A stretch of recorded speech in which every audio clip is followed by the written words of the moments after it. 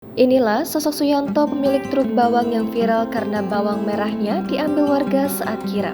Kirap budaya Bantaringin merupakan event unggulan dalam Grebek Suro di Ponorogo. Sebelumnya, viral di media sosial video penjarahan massal terhadap mobil pick-up bermuatan bawang merah di Ponorogo, Jawa Timur pada Selasa 15 Agustus lalu. Tindakan warga secara agresif mengambil bawang merah dari mobil pick-up tersebut mendapat kecaman dari publik. Sementara Suyanto selaku pemilik truk bawang itu pun mengaku mengikhlaskan bawangnya diambil warga. Dari informasi yang didapat, kerugian yang dialami Suyanto karena diambil penonton kirap kurang lebih 4 juta rupiah. Suyanto tidak mau diganti sepeser pun kerugiannya oleh pihak panitia maupun Pemkab Ponorogo. Kasus viral penjarahan bawang merah pada momen kirap Grebek tutup Suro di Ponorogo ini diketahui berakhir damai.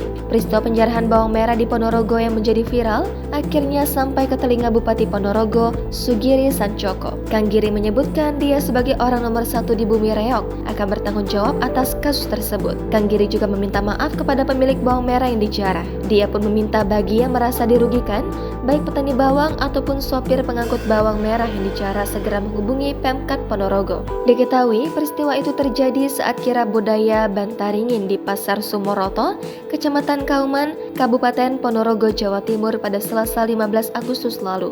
Rombongan awal adalah Kang Giri bersama Gubernur Jawa Timur Khofifah Indar Parawansa. Lalu ada para kepala organisasi perangkat daerah atau OPD. Rombongan kirap memang membagi-bagikan bendera, buku anak-anak, serta alat tulis di jalan.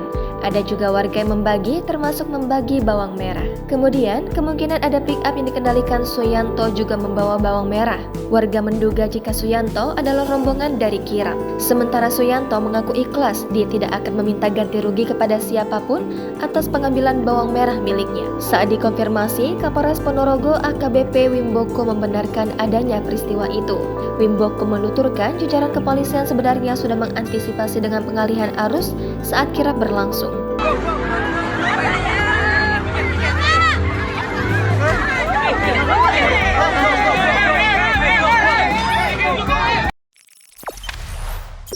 Jangan lupa subscribe, share, komen, dan like ya.